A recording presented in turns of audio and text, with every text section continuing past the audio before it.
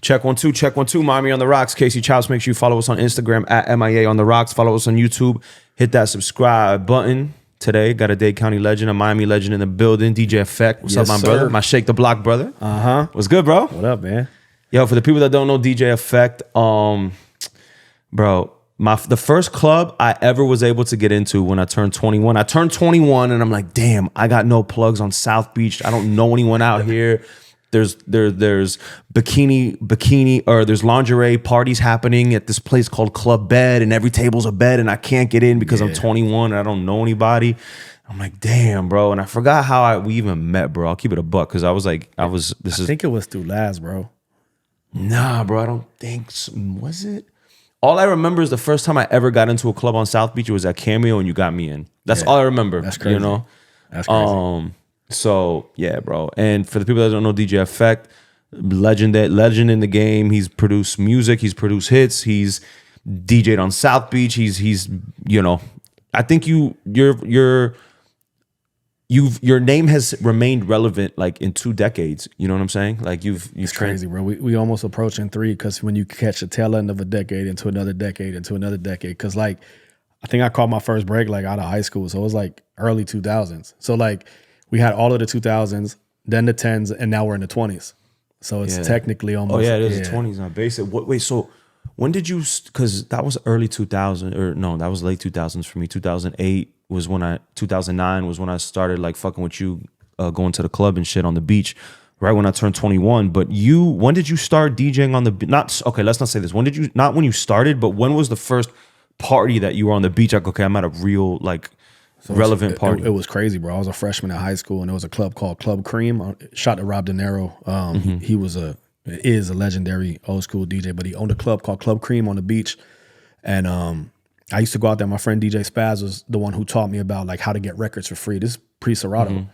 And he used to take me out on Wednesday nights to meet like all of these legendary record promoters. But I was a little kid, so I didn't really understand how this worked. Like I would save my lunch money and go to Uncle Sam's and buy records. So then it went from that. So I met this dude named DJ Spaz who literally helped me change my career.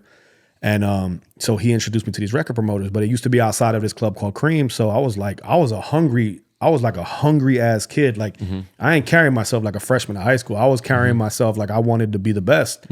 So I used to bother the shit out of the owner of the club, which is DJ Rob De Niro, or Rob from Club Cream. And I was like, yo, I want to play here. I want to play here. I want to play here. At the time, there was like a big Miami DJ named Cool G, and Cool G called in sick one Wednesday, and he was like, yo, do you want to play tonight? And I was like, shit, I'm with it. I played, and I did extremely well, and it was crazy because like I had to beg my parents, like, yo, can I DJ at a club? And they were like, yeah, but you got to be home by 12. How old are you? Shit. High school? This is freshman year, so I guess I was 15 probably 15. Yeah. You know what I'm saying? And I actually made the club owner talk to my mother. It was crazy. Wow. Like I had no choice. He was like, yo, your son is special. He got a talent. Like I'll put him on a Saturday so it doesn't affect Where was Cream at? On 6th in Washington. Was 2 doors down from Club Deep, which I know you know because you were from the Power 96. No, I never went. Yeah. That was the generation before. That was like the real hip hop club. Because like, you know, Deep and all that was like booty music. Right.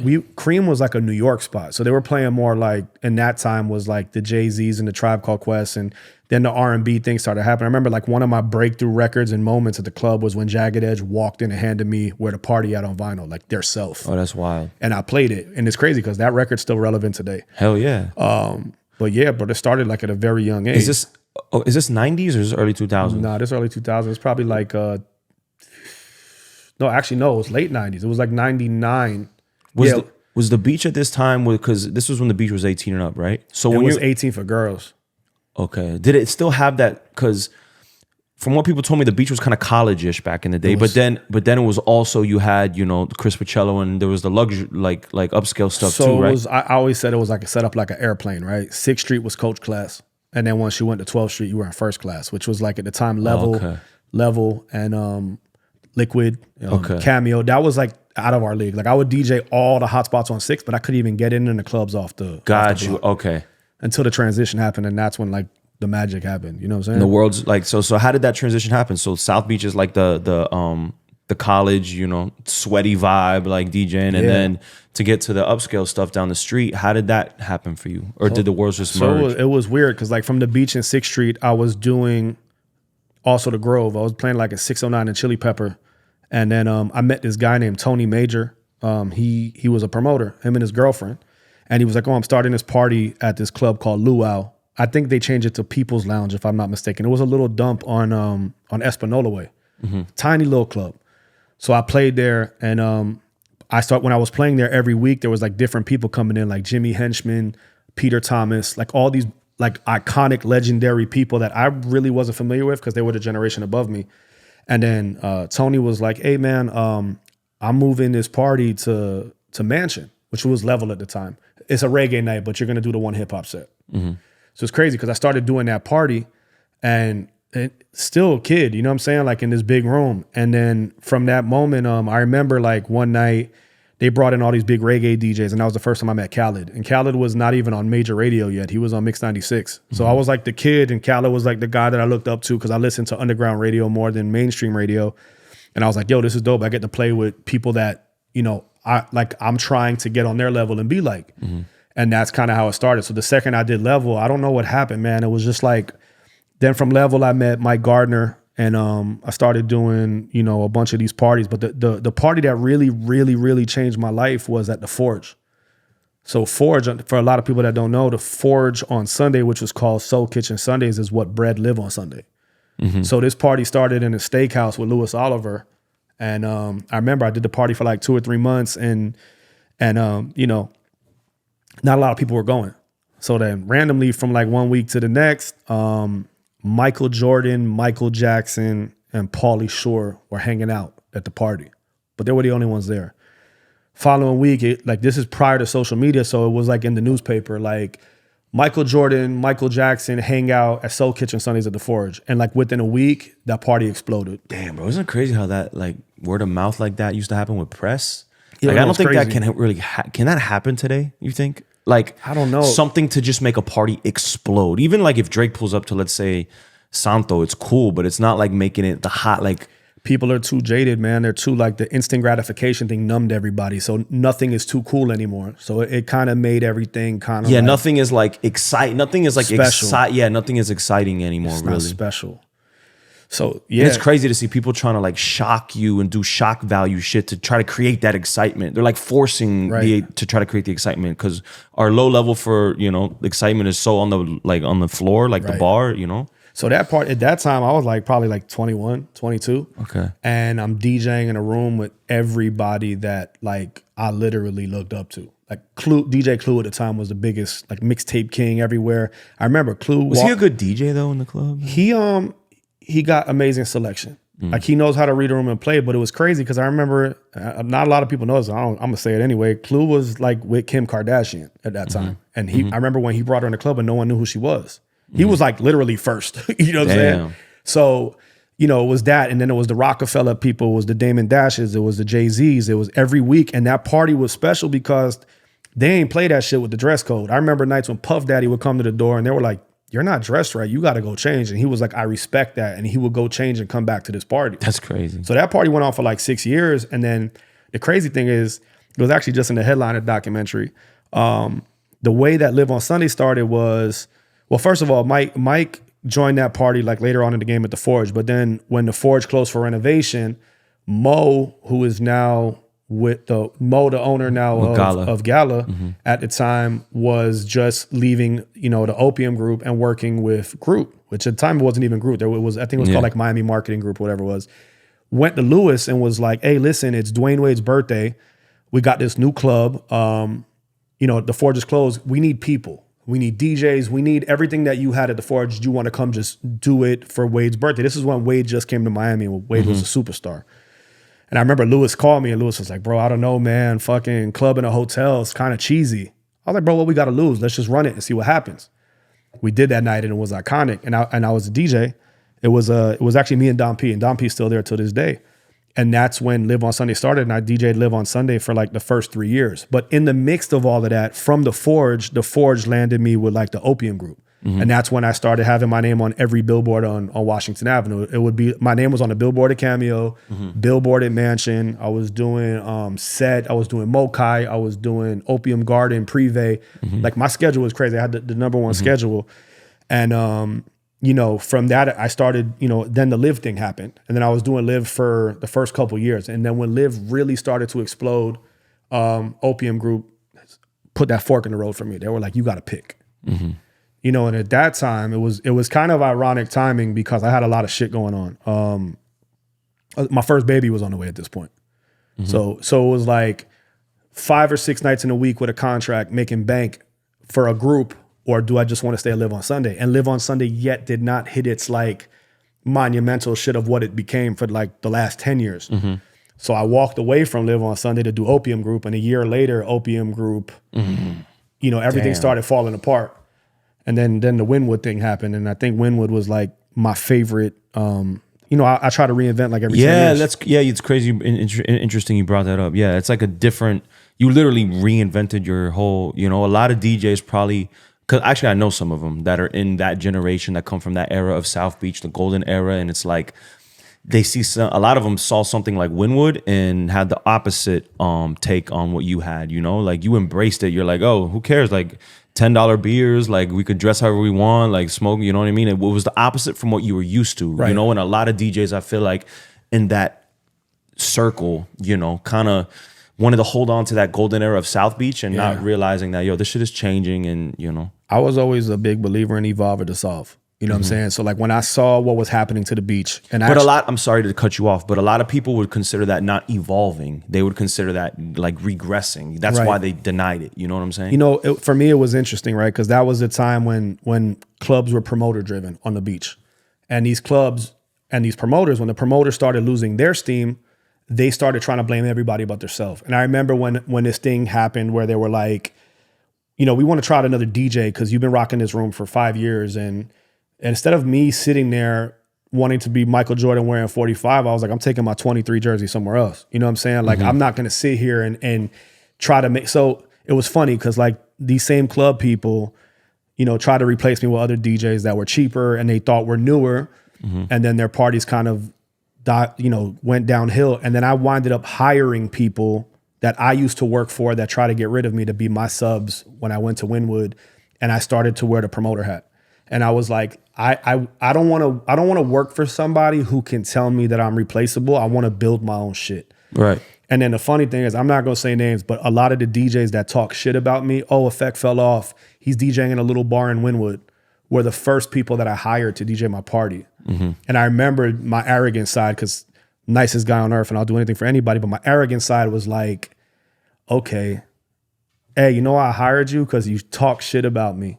And now I had to hire you and show you that you should never count anybody out of rotating, because I believe in myself. Like, and I've always believed in like reinvention, and I always believed in like, you know, the transition of like, you can't just be one thing for your whole entire career. Right. Think about where you started and to where you're at now. If you would have just stayed there, like all of the people that probably wanted to see you fail, you had to prove to them that you ain't fucking failing. So that's where it comes from. That's where all the motivation and discipline and everything comes from. Is because I feel like I got to prove people wrong. I mean, my boy checked me. Is like, no, you got to prove people right. But like, it comes, there's that like you know, not arrogant, but I guess not spiteful. But it's just, I guess I'll just call it healthy competition. You know, like absolutely. And you know, when I fell in love with Wynwood, I was like, yo, I got more work to do here. And that's when I launched the Mr. Cream brand. And Mr. Cream, you know, it started off as a joke with me and Jimbo one night at Flashback Diner talking about like, he was like, I bet you won't open an ice cream shop. Damn, Flashback Diner. Yeah. And that bet turned into a multi-million-dollar ice cream brand. We had a national campaign with Puma. Puma did our merch. And, you know, we had an incredible run with Mr. Cream. And then when, you know, Wynwood now is going through the same changes that South Beach went through, I said to myself, now it's time to graduate. Like, you know, we got the ice cream thing, but now, you know, I don't know if you knew this or not, but we're launching a steakhouse now. And we're opening a steakhouse at Aventura. Like, so like it was always the entrepreneurship shit, like just wanting more and wanting to be more. Especially now, you know, I got a wife, I got kids, so I got more mouths to feed and more people to impress and a bigger legacy to create. Before my legacy was trying to be like, you know, trying to impress other DJs. I lived for that. And then it was like I was trying to impress other producers. But when you have kids, like the only thing you're really trying to impress is your kids. You want your kids to be your fans. You want your kids to look at you like a superhero. You know, that's what I wanted to become. So like, you know, that's kind of what's going on now with all that shit. You know, where do you see, like, so, you know, you were on the beach and then you saw the vision in Wynwood. Now that Wynwood is kind of getting, you know, to where it's going, what is the next wave? What do you think is the next? So I think the next wave, honestly, man, is the whole, like, you know, food and beverage industry. And I feel like nightclubs are moving into supper clubs. I mean, think about your brunch party versus the clubs. Like, I feel like the next big wave is not an area. And I think Miami has gotten to a point now where, you know, everything was cliquey before. Like when you thought about Hialeah, you thought about Cubans. When you thought about Little Haiti, you thought about Haitians. When you thought about 41st Street, you thought about Jewish people. Now I feel like everybody's hanging out everywhere. You see people, I'm sure you see people in Doral that you see in Wynwood, and you see in Wynwood and Beach, and they all kind of move around. And that's one of the qualities that I actually like more about Miami now. Miami's becoming more of a melting pot where it's not just like everybody's clicked up in one little area and staying behind their fence. You know, now I feel like people are vibing with each other more. Down to culture themselves and kind of step out of their comfort zone and kind of see what other things are like. Yeah. We were talking about, you know, before we started recording, we were talking about, you know, you asked me about just the evolution of Miami and the direction it's heading in. You asked me if I liked it. And we could unpack that now, you know, because that's such a vague question. But I guess the simple answer to that is the city is growing. How can you not like the city growing? You know what I'm saying? Like there's gonna be things that come with that that's like whack, you know what I'm saying? Like, but it's getting, the nucleus of Miami is getting dense, you know what I'm saying? Like you got downtown, midtown. I'm looking at it, I'm comparing it to like the growth like Manhattan. You got downtown, midtown, and Little Haiti design district that's gonna be uptown, you know, and they're gonna update the transportation. The Metro Rail is gonna eventually go up there, you know, and so as far as the city of Miami, the nucleus, Brickell, you know, Wynwood, downtown, like in the comparison between New York and Miami, and you know, I'm talking infrastructure wise, like solo, like in that sense, you know, infrastructure. You're right, except we have a lot more concerns with infrastructure because of, you know, the weather, the hurricanes, the flooding. You know, that infrastructure part kind of frightens me a little bit. But my thing that I was going to compare Miami to New York, which will answer the question about growth, is kind of like, I feel like Miami's never really had less culture than now. And Miami, I felt for a long time, had a lot of culture. Like Little Havana was culture. Little Haiti was culture. And now it's like the developers are trying to take the culture away. Wynwood was special. Like okay, let's differentiate what you're talking about, because if you look at it from a cultural, like the people, right? It's getting more cultured, I feel like, right? Like as far as like, but you're talking about just the culture of Miami, like Miami having its own culture. Yeah, and when I talk about culture too, like till this day, you go to New York and you walk into a Chinese restaurant, it's owned by a Chinese person and it's authentic. Miami's becoming kind of the thing where we have 2 or 3 or 4 groups controlling all of the hospitality industry, whether it's food, whether it's nightclubs, and it's becoming like, and I'm Jewish, so I can say this without sounding weird, but like when a Jewish guy owns all the Asian spots and all the nightclubs and all of the Italian restaurants, the culture starts to become like, you know, corporate-ish, but like, let's add more glitter. Let's add more sparklers. Let's try to add so much shit to take away from the fact we just copied someone's culture, did a shitty version of it, and then we're trying to put a mask and lipstick all over it, which I respect the hustle and I respect that it's being pulled off, but I miss the culture. I miss that whole like driving down Southwest 8th Street and you see all these dope like old school mom and pop places, and now they're being replaced with a bunch of taco bars that are not owned by Mexicans and not owned by Latinos. Yeah, I think the big issue with that is that just everyone is not from here, bro.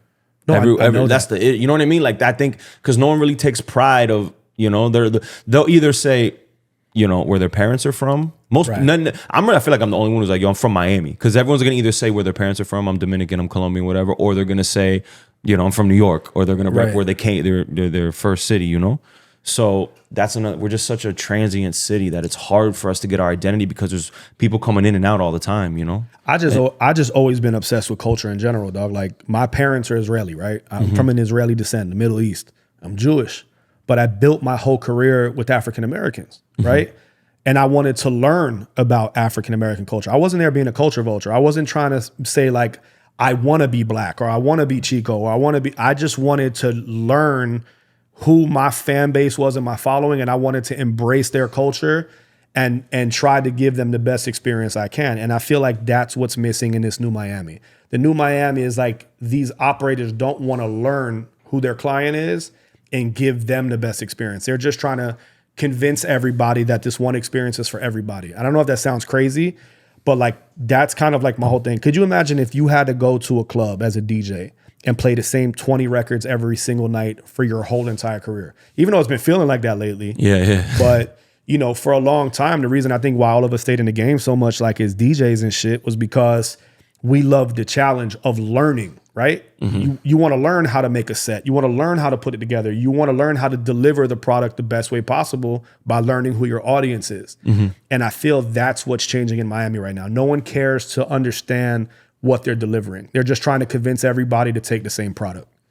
And I think that's what's affecting nightlife and food and experience-driven shit. You know, and I feel like these younger kids now, I feel like they don't know what to like.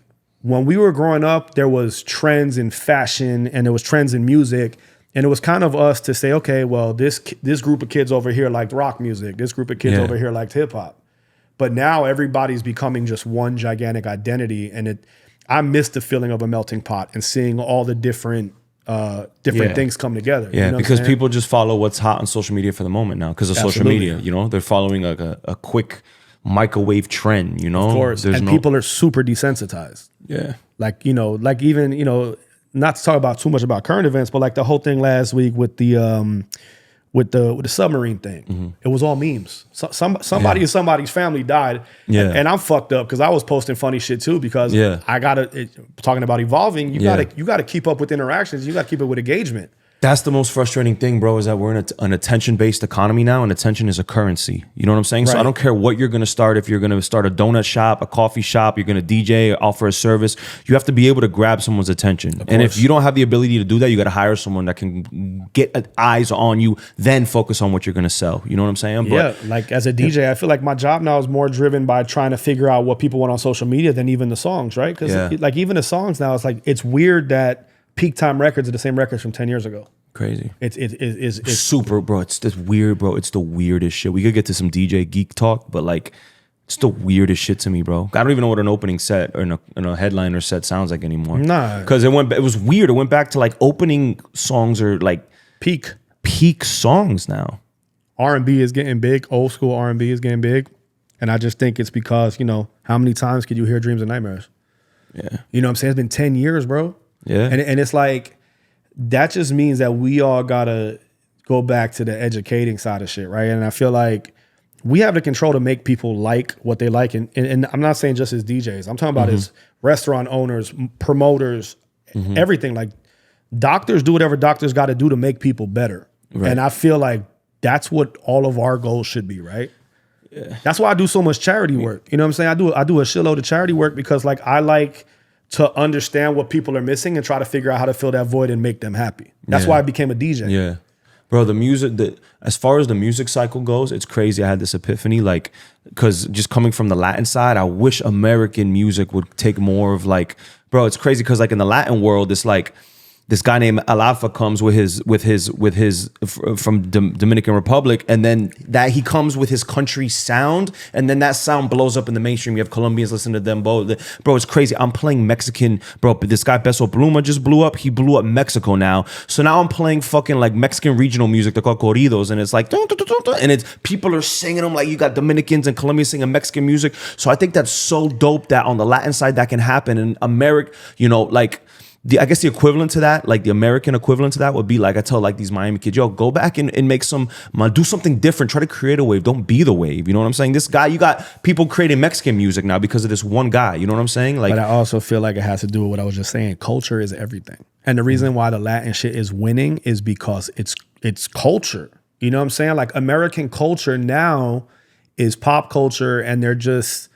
what inspiration can we get from watching the Kardashians, and what inspiration can we get from all of these meaningless people just talking about killing themselves and like killing each other and shit? But think about it, bro. A B-list Latin artist has more followers than an A-list American artist because it's culture, it's whole countries. It's not a city. It's not New York has their following and was all Pop Smoke in New York, and then Miami was this, and then LA is YG and this one.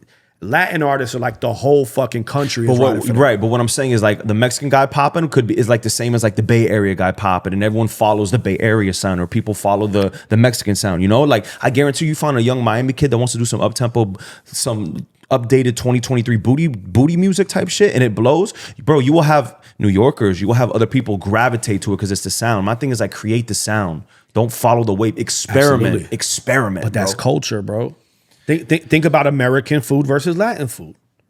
You know, just the food in general. You could see the culture in the food. You could identify a Spanish plate from a mile away. A burger is going to be a fucking burger. Yeah. If you look at a Latin burger is way different than an American burger.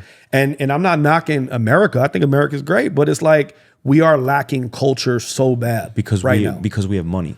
And money's like the antithesis of culture. That's like the poison. Yeah. So I feel like any place that prioritizes making money and profit, the culture is gonna take a hit. Yeah, because you feel like you can just buy your way through everything, whether it's culture, whether it's not. And I don't know, bro. Like I think that it comes back to the education side again. We need to go back to being educators. And I tell this to people all the time, bro.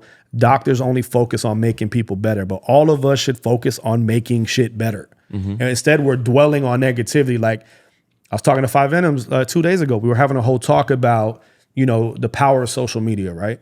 And we were talking about, like, he was like, well, what do you think about social media so negative? Is it seeing the negative current events? I'm like, nah, it's the opposite, bro. It's everybody faking it, right? So you're sitting home, you could be laying in bed and you're scrolling and you're trying to understand how this 21-year-old guy taught a course and how he has millions of dollars. We all know it's bullshit, right? But there's like that 1 ounce that makes you fall for it.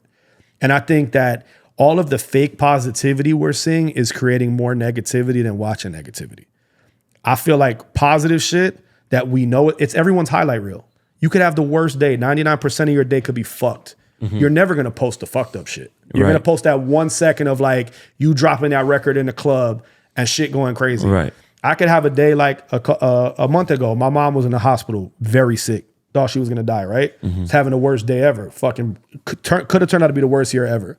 But that night I only showed the highlight reel of me rocking a party because nobody wants to see the negative shit, right? We're constantly comparing ourselves to people's highlight reels. So somebody didn't know that I was going through the worst shit that day, but showing my 1 second highlight reel.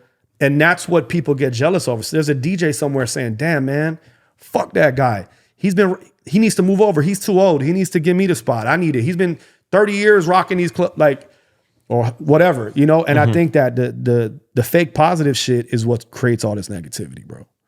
And I've even fell victim to falling for the shit that I preach on. Like I'll sit home and I'm looking at shit and I'm like, yo, how the fuck this guy got 3 houses in 3 different places and 8 cars and he's doing this all off of just like an online class? What the fuck? Why am I DJing? And then reality snaps and I'm like, oh, it's all bullshit. I actually like what I do. Yeah. And that's it's the comparing. It's the comparing, bro. Because this country, people got way less than us and they're more happy. It's our expectations. Absolutely. This country, we're raised to have expectations and be consumers. You know what I'm saying? So like, it's crazy. Look at this plastic surgery shit, bro. I mean, I know it's more of like that could stem from some like Colombian culture shit, but like what's happening in America, no one even knows. Like it's crazy. Like I don't want to go down that rabbit hole. I was like, yo, you're gonna jump into that? I'm down to go there. This was about to be 2 hours, but you know what I'm saying? But like, we gotta fix ourselves, bro. Like, I just think that America need to move in a little bit more of a positive direction as a unit. And like you bring it up. It's impossible. It's impossible. We have too many cultures, we're not homogenous countries can do that when it's all Romanians in one country, all Chinese and everyone, because they see themselves in you. And when you go to, let's say you go to Romania, right? It's all or all Russians, right? You're not going to rob someone in the middle of the night because you see yourself in them. Of course. You know what I'm saying? Over here, we don't see white, black, Asian. We don't see ourselves in people. So it's like, you know what I mean? Like, I don't think it can happen. That is one of the the benefits of having a homogenous country where it's like mostly, or just a group where everyone sees himself in each other and there's like a common respect and decency for people. Absolutely. But here it's like everyone hates each other and you have what I don't have and it's you don't look like me and it's just. But it's weird and it shouldn't. You don't be worship that way. my God and.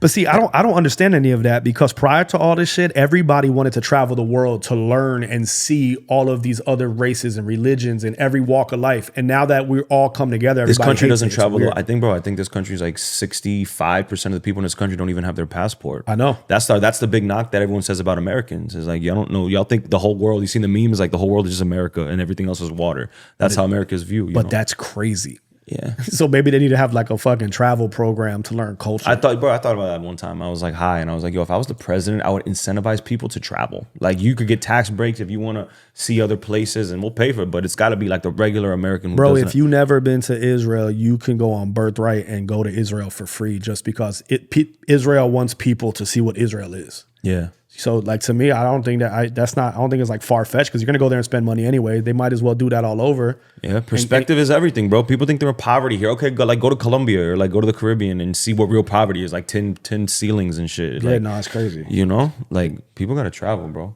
Traveling is super important for the culture. It's important for music. It's important for entertainment. Like this whole shit too of like.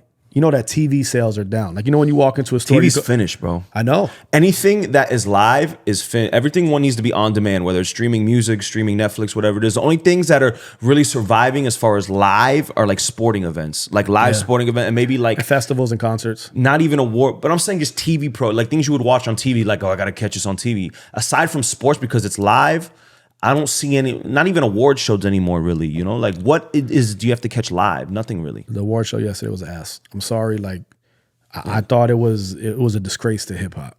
And that could be a whole other fucking. Oh, I'm out the loop. I have not seen any of. Just keep it that way. Yeah. Just keep it that way. It was, I was proud of Busta Rhymes for the achievement. That was a big move. Busta's my favorite. You know what I'm saying? So that was big. But the rest of it was just a ratchet shit show. Damn. You know what I'm saying? And I think we can just do better. That's the thing as a culture, bro. We're at the bottom, bro. We're at the bottom of morality, bro. We're talking about booty holes or brown, bro. People come up to me like, yo, can you play booty hole brown? Like, how much lower can the floor? It can't get lower than booty hole brown. Like, what is the next? I mean, see, I don't see it that way, right? Because I kind of see. You see it as like a slob on my knob record? Like it's like a fun. I also see it like, all you ladies pop your pussy like this. And I see it like, Luke, don't stop, pop that pussy. Like it's all fucking gross. And we need one of those records every year. I guess it's the balance then. It's a balancing. So we got our one nasty ass record. And I doubt she's going to have another one. If she does, I'll be impressed. I just feel like, I just feel like, bro, like if all the guys are talking about like they're making music for serial killers and all the girls are like advocating prostitution in their music, like where's society gonna go, bro? Like, you know, where, like, you know what I'm saying? Like where it can't, it's a race to the bottom now. But I do think there's a light at the end of the tunnel, right? Because we have all that shit, but now these millennials and whatever the generation is after that, whatever it's called. Gen Z, they're vibing to Tevin Campbell, Can We Talk? I think they're rebelling against this, you know, booty hole brown shit because I'll keep it a buck. Brick is a perfect example. If I play Tevin Campbell, Can We Talk? And I play Booty Hole Brown, I guarantee, what's it called? What's Pound Town. Pound Town. If I play Pound Town or Tevin Campbell, Can We Talk? I guarantee you that old ass Tevin Campbell record is gonna hit harder. So it's making me feel like everybody's like, God damn, we're tired of this shit. Like that's a good, the R&B's been working at Brick. What do you think at Brick is the medium age at Brick? Because I wonder myself, bro, I'm playing Silk Freak Me, bro. And I'm like, what is the what's the average age of? I still think it's 21 and 35, bro. I think it's But give me a number what's the mean? What's the average age in 20, Brick? 25, I think.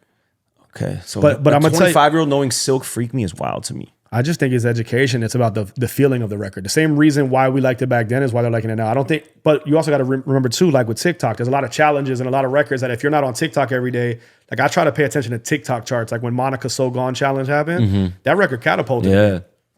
You know what I'm saying? And I feel like music is kind of going back to feeling and sing along. And I feel like that's a really good fucking sign.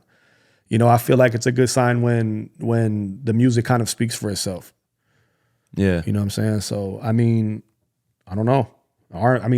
R&B is gonna be R&B, and the fact that people like it, I'm with it. AI is about to change everything. How do you feel like producer now? If you're a rapper, you could just get AI beats made for you. If you're a producer, you could just get AI vocals made for you. Now you don't need the other party really. You know what I mean? Like, But the thing is, it's gonna be like the music shit. Like I just feel like, okay, so like with this new restaurant project, right? I'm taking in job interviews and looking at applications. I could tell that these applications, at least 70% of the applications are AI.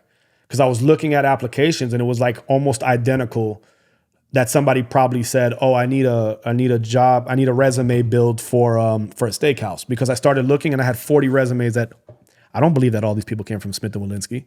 You know what I'm saying? And you could tell by the way that it was written. I mean, I've used ChatGPT before for certain things, but I feel like if they don't get a control of this shit, it's gonna be scary, bro. I mean, you already see people's jobs are being replaced right now with something that's so new.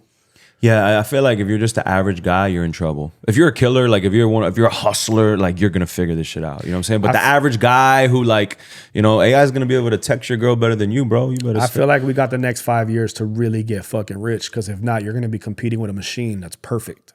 Yeah. You know what I'm saying? So I think it's I think it's interesting. You know what I'm saying? I think that we got to make the best of it. I think DJs were gonna be good I don't know, because you know, that style of talking on the mic and like being AI can't do that. They can't shout out birthdays. It can't make your you know. just brought up a very valid point. I wanted to mention something before when we were talking about brick and people and age demographic, right? What I noticed since all this inflation started happening, the clubs are packed every week, right? But you don't see regulars as much anymore. And I think it's because regulars can't afford to go out every week.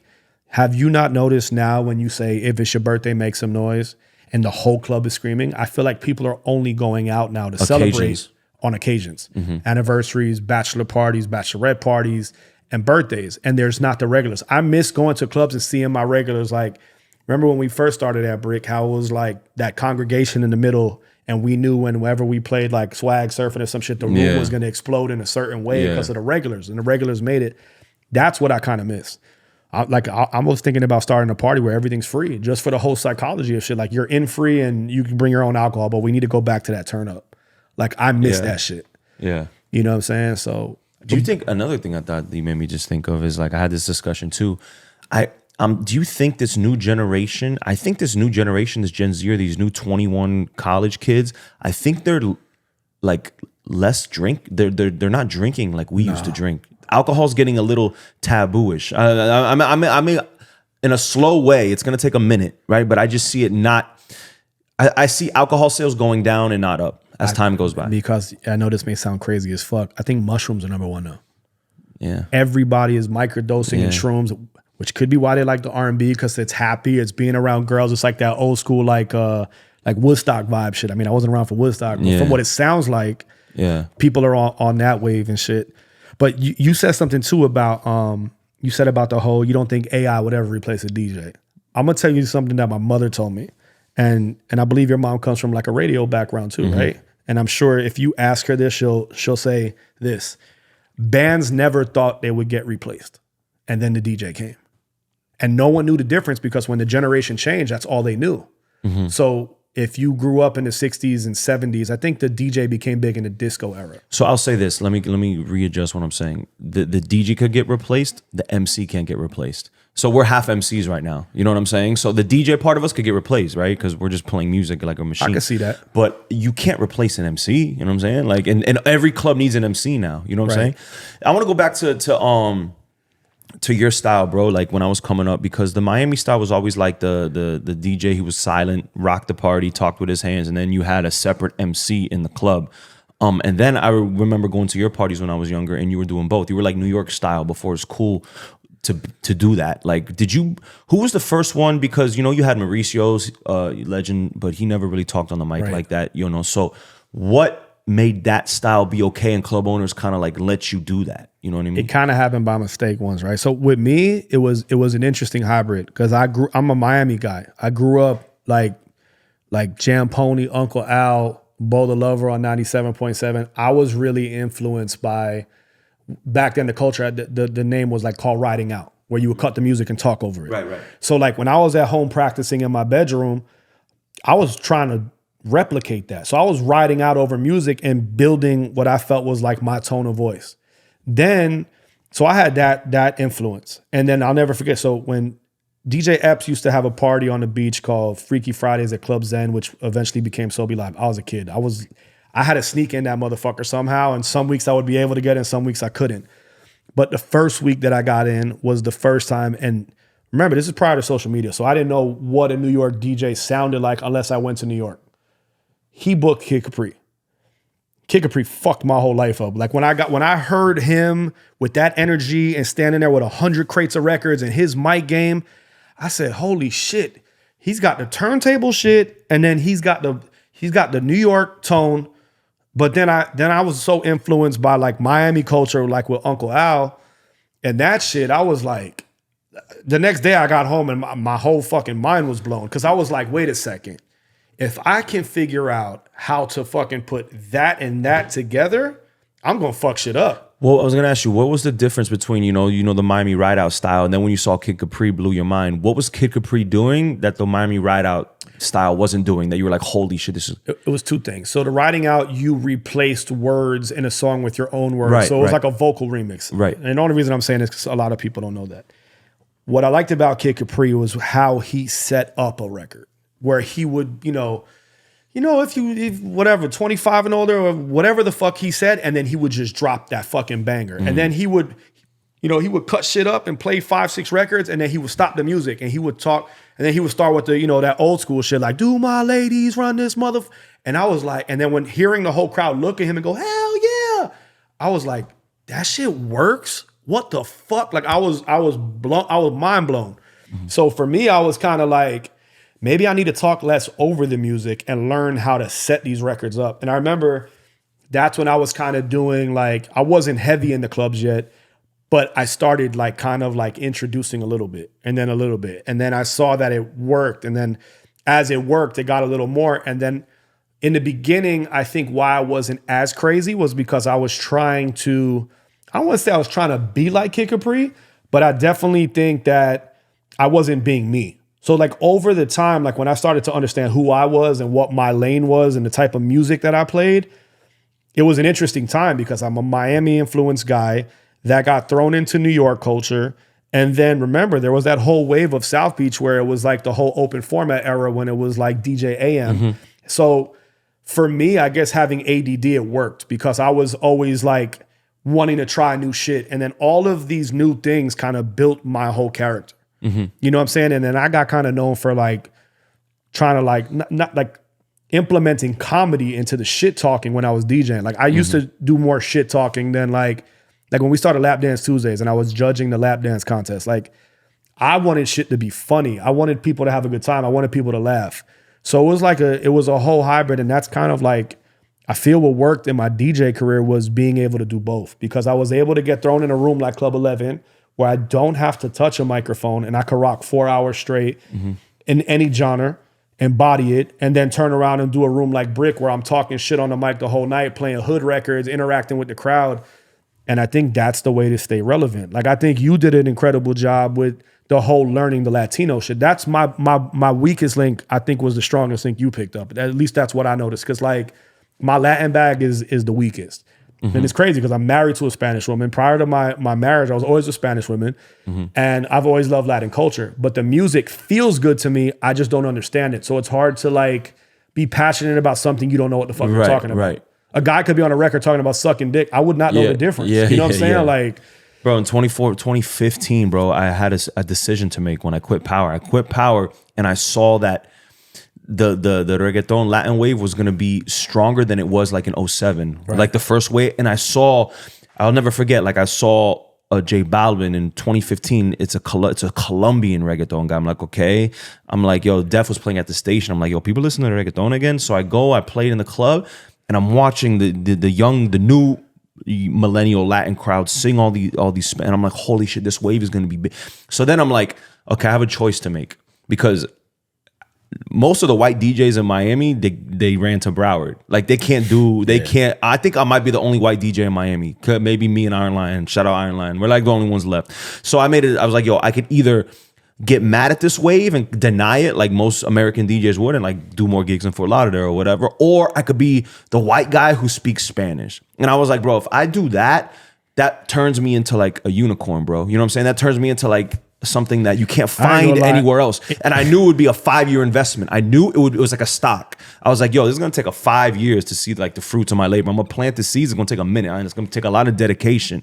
But bro, I was like, fuck it, and it I paid thought you off, were bro. fucking crazy, but now I understand the method to the madness. I didn't understand what the fuck when you was like, oh, I'm moving and I'm gonna go learn another language and all. I was like, what? I thought you were having like an identity crisis or some shit.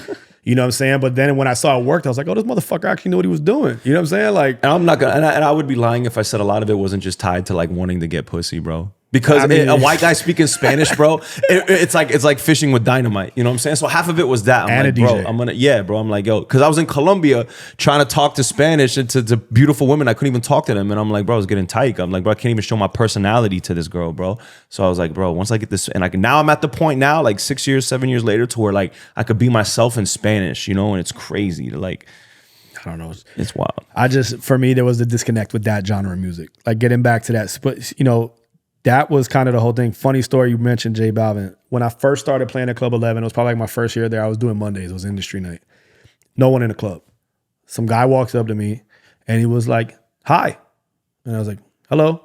Cool as fuck. He was like, my name's J Balvin. And I was like, cool. He's like, you got my record? And I was like, I don't. And I was being cool. I wasn't being a dick. I had no idea who he was. And that's right when he dropped. It's probably the record you were talking about. What was Probably it? I Vamo. Didn't he have a record before that? No, that was the first. That was the first record from him. I was like, holy shit. Him and Jay Alvarez, and people were confusing J Balvin and Jay Alvarez. They both dropped, and both of them popped. The moral to the story was crazy. I had no idea who he was. I didn't have the record. The next day, I looked him up. And this is before he was popping. He already had millions of fucking followers, and his record was popping. And I remember saying to myself, I was like, damn, I really gotta start understanding this other market. And I remember calling up other DJs and asking them, yo, you heard of this guy? You heard of this guy? And I started compiling my new wave and my new bag of reggaeton because I'd like to have the hits because I still have to play it. But like until then, I was still playing like Gasolina and shit. Like I didn't know the new wave until that meeting with him that night, just getting like, you know, the introduction opened my eyes to like learning about the new wave of reggaeton. And bro, to be honest with you, and I've said this before, I think a contributing factor to why the Latin shit blew up so big is because of how whack hip hop got. Absolutely. That it changed like the good. When we grew up, let's say the Power 96 era is the best way I can describe it. Like the Latin girl, the 23-year-old Latin female, she would listen to hip hop and she would listen to Spanish. But now I feel like the 23-year-old Latin girl, she's choosing. Like Right. she's not doing both now because it's one club or the other. The girl who wants to hear the sexy like Latin music is not really trying to hear what fucking Moneybag Yo. You know what I'm saying? Like But that's I think it has a lot to do with dancing too, and I think that's why the hip hop parties suck. because rhythmic you're- hip hop left. Right. Rhythmic hip hop left. Pitbull left a huge dent in like even though he still drops records and shit like that, that whole rhythmic side of all of that made a huge difference. And I feel like, you know, when I see before, especially in the open format clubs and with Latin, till this day, you go to a Latin party, everybody's dancing. Guys are up on girls grinding. That shit's still happening. You go to a hip hop party, it's like 20 dudes at one table, the bachelorette party over here. A guy tries to talk to a girl and she's like, get away from me, you broke ass motherfucker. It's like that city girl mentality. It's battle of the sexes and it has like poisoned that culture as well. I don't need nobody. You know? Girls are men now, and you know the men are like women. Yeah. And it's like that. That's another reason why American culture and the music has like suffered is eroding too. Is because city there's too girls. much gender confusion. Like, you know, everyone doesn't want to be themselves, like play their role. Like that's a whole other. You know, but that's why when you see like the African shit popping off, the Latin shit popping off, because they still have like values and tradition. And it's culture. It's fucking culture. That's all. That's like I won't stop drilling that word because I feel like culture. Anything that has culture just keeps winning and winning and winning. But that's the thing. We're creating there's American culture. There's American culture, but it's just toxic and degrading and degenerate. You know, like there's 1000%. definitely American culture too. You know, it's just what culture you want to follow. And you know, like, and granted, like when I listen to all these Ampiano records and this, you know, Afrobeat shit, maybe it's degrading as fuck. But because I don't understand it and the beat feels good, I'm like, yo, we don't know what they're saying. They could be saying the same shit. I mean, They're not. I don't think they are either. This is the difference in Latin culture and in African culture. You could sing about love. Yeah, that's true. In hip hop, you can't talk about love. Nah. And the average lifespan of a hip hop artist is dying within the first 2-3 years of their fucking career, which is like in our whole generation, it was just like Biggie and Pac. Now it's like every week someone's getting popped. Yeah, it's crazy. And anytime we get a decent artist, like when Pop Smoke came out, I was like, yo, this shit's kind of refreshing. Boom, dead. Because these kids have no moral code, bro. They have no, like, you know, it's godless. There's no, like, no one's following a blueprint, you know? We're just telling people to act how you feel. You know what I mean? Nah, Like, it's crazy like, as hell. It's crazy. And I don't know what's going to change. I'm hoping R&B will fix some of this shit because you ain't going to murder nobody to Tevin Campbell. Yeah, I always think about that. You know what I'm saying? Yeah. Some of these records make you want to go, like, I don't know. I don't know, bro. It's crazy. Yeah. I always say, like, that's one of the good things about playing at, I'll cut this out, but like playing R&B at Brick. It's like, I know that there won't be a fight. Like, at least I know a fight won't break out. Like, you can't have a shooting to fucking freak me. Yeah, you know what I'm saying? Unless you catch your girl freaking off with another motherfucker, you catch it. But, you know, then that could cause it. But, bro, we've been at Brick for over 10. No, I mean, have you been 10 years? We just did 9-year anniversary. I'm at 8 or 7. I think I'm at 7. Yeah, I remember when I first started working there, it was crazy how I found it. I had a meeting at Panther Coffee, and I finished it in the evening, and I walked down the street and I heard Tom LaRock playing old school hip hop, and I walked in, and the fucking bartenders had like the twisted mustaches, and they were doing the whole Moscow Mule, like it was like one of those like beer gardens in like Williamsburg, New York. And I remember when I called, I don't remember if I spoke to Greg or who it was, but I was like, I want a DJ here. They were like, why? And that's kind of how it all started. And then I remember the first night I played like a Young Jeezy record in there. The manager at the time was like, what are you doing? What are you doing? And the whole fucking crowd was getting turned up. And he's like, if you do that again, you're going to lose your job. He wound up losing his job. And I'm still there 9 years later. So it's just funny how shit works. It's just about reading the crowd, bro. You got to understand how to deliver the message. That's what I'm saying. You got to understand the consumer and deliver them the product. Yeah. You know, those are my go-tos. You know, the culture thing and just delivering the product to the culture, bro.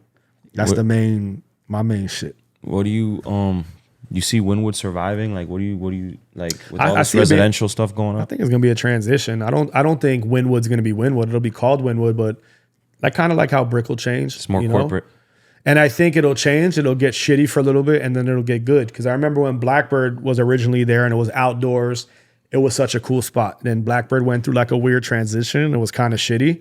And now I think Blackbird's one of the cooler spots in Miami because it's one of the only places where you can have every walk of life partying together and having a great time, and no one's bothering the DJ with the requests. I mean, yeah, they're gonna make requests and shit, but you'll be there and you'll hear like all these different genres of music. Like if I have a night off and I actually want to go to a club, that's probably the only place I would actually go. Because I don't like all that foo-foo champagne fucking. Yeah. You know, like I think it's cool what they do with like Mr. Jones and what they do at Vendome and shit. To cater to the out-of-towners. Yeah, but it's not my vibe. Right. My vibe is knowing I could hear a Jay-Z record, Depeche Mode, Nirvana, and then Young Jeezy all in the same night, and everybody's cool with it. Whether you gay, straight, Chinese, black. Right. I love that environment, and I think that it's weird because like Wynwood started as a cool hipster area. Then it kind of became hood.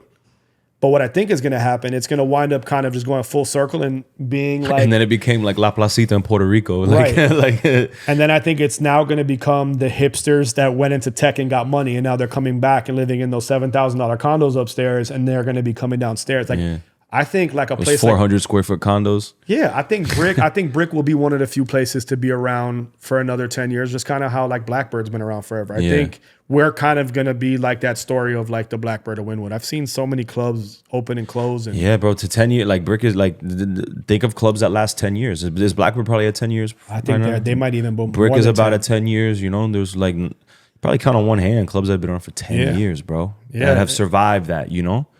I mean, I just attribute Brick's success to, I mean, of course I'm a DJ, but I'm going to contribute it to the DJs, bro. Absolutely. You know? Like absolutely. We don't switch up the DJs. We keep the formula like how it should be. Everyone has trust there. It's like a little family. I also think from the DJs to the people that run a club, I just think like when you put locals first, you're always going to win because tourists are seasonal. And then a lot of clubs don't understand that method. And then what happens is when you go in the off season, the club dies and they wind up closing down. Mm-hmm. We survive because we play local music every night along with everything else. And I think that's what keeps it relevant. I think that's what worked for Blackbird. And I think that's what works for certain clubs is like just making sure the locals feel like that's their crib, you know? Right. And I think that's important. I think it's important in any business when you, like if I go to a restaurant and I'm not even gonna say names. I went to one of those fancy restaurants in Brickell. You have a 9 o'clock reservation and you don't sit down till 11 o'clock. And then they try to rush you the fuck out because they're trying to make sure that the tourists are taken care of. Like when I see locals from my ice cream business to now going to be the steak business and the nightclub business, as a promoter, I will park the Red Sea for a local before I will for a tourist. I don't care if the tourist is going to spend $5,000 and the local's going to spend $5. That local's been spending $5 every week for 10 years. I agree. So, you know, and I also noticed that's why like a lot of clubs on the beach fell because they forgot that method.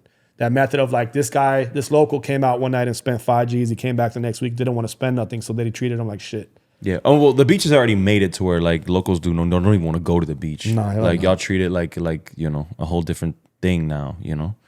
But what do you got going on? What are you working on? Where's your mind at? You know, my goal right now, bro, is you know, I have all these businesses going on, but father first, you know, well, father and husband, you know what I'm saying? But most importantly is the educational side of shit, man. You know, my nonprofit work is you know, one of my favorite things to do. I just got honored at Nicholas Children's Hospital, so I was super excited about that. I got a brick in the ground, which is basically like when you raise over a certain amount of money and you contribute to the hospital, they honor you by giving you the brick. So that was a big deal for me because I just like doing a lot of stuff for the community. And you know, building businesses is important. You know, with the restaurant and reopening Mr. Cream is creating more jobs in the community, and that's always been my goal. You know, the music thing is it's who I am, but it's hard to have the same drive and energy that I had in the game when it was different. And the financials were different too. Right. So, you know, my whole thing is I just want to keep building more businesses and building more jobs. You know, that's my goal. Like if I know if I could change 10, 20, 30 people's lives, you know, that's why I wanted to become a promoter in the DJ on the DJ side too. It wasn't about just controlling the vibe of the party. It was about knowing I could put other people on and get money. Right. Because like I want everybody in my village to eat. It's real. So that's really my goal, bro, is just like, you know, keeping the money flowing in my circle, in my community, and making sure that, you know, all of my people got a full plate to eat. Fire, bro. You know what I'm saying? Plug your social media, bro, so everybody can follow you. At DJ Effect, DJ AFFECT, on all platforms. You know. Oh yeah, because you did leave to New York. What made you leave to go to New York? How long were you there? It was one straight year and then like another year and a half of like going back and forth. It's when it was all the transitions. Remember before when I was talking about like how when the Live thing stopped and Opium Group kind of fell apart, right? I didn't know where to find myself. And I met this woman named Jessica Rosenblum, who was one of the main promoters from the Tunnel, who was like tight with Funkmaster Flex. I remember he used to shout her out on his mixtapes. And she heard me playing one night at Live and we exchanged numbers, and I landed like all of the big New York City residencies. Like I was a resident at Greenhouse at Tuesday. That was like the most iconic hip hop party. That was to me, that's what changed my whole my DJ career, was being able to know that I visited New York 2 or 3 times, didn't know much about the market, and was able to go over there and literally take over the biggest parties, you know, for the whole time I was there. But I remember my big turning point for New York, it was I got snowed in my first blizzard and I had a crib here and I was like, I'm going back to Miami, fuck this. And then I got back to Miami and everything was cool. But yeah, the New York shit was... What did you learn from that, like, New York era? What I learned from the New York era is that... Well, one thing, bro, is what I was saying. The one thing I loved about New York was the culture. So like being influenced by New York hip hop and then going and living in the middle of it, it was dope because it was way more authentic. Like I feel like rappers in other markets that made songs about their market, it was a little bit, the truth was a little bit stressed. New York was very, what you heard about in those records were exactly what it was. Right. Like from the side of Puff, you know, having his whole vibe to like the Mobb Deep shit, the different boroughs brought up the different types of music. And I thought that was super fucking dope. Yeah. And I love that about New York shit. And, you know, getting to do a guest mix on Hot 97, which is a station that was like, to me growing up, that was like, holy shit. Yeah. But, you know, it was just I flew in for 1 hour. I did a mixer that like, you can send it in. I'm like, no, I'm going to fly. I'm going to DJ from 4 a.m. to 5 a.m. for 1 hour, but I'm going to do it live there, bro. Culture. Yeah. You know what I'm saying? Like, it's that picture in front of that where hip hop lives shit. Yeah, you know, yeah. You know what I'm saying? With a rock, with the turntables like far apart and shit, with the fucking mixer, like, yeah, bro. Nah, it's super legendary. Dope, bro. Yeah, legendary. I mean, yeah, that's it, bro. You know, like. I think they're going through an identity crisis too, though. Of course. Everyone is really, because social media is like the market now. There's no city is not the market; it's the social media market. Everyone's just That's weird as fuck when you turn on a station and it's just fucking, drill music and fucking Ice Spice and Pop Smoke records over and over and over again. Like, Ice Spice is trash. I'm sorry. It's mid. It's all mid, bro. It's worse. That's why hip hop is hip hop. We accepted mid. We started accepting like low level, like fast food shit. So now people's expectations and the bar for quality is on the floor, bro. You could burp on a song. That's gonna come next. Let's just burp on a song. It's crazy. Do burping for 2 minutes and I will stream millions, bro. Like it's crazy, bro. It's too gimmicky now. Bro, when that record went viral with the guy going, you see that shit? That's crazy as fuck.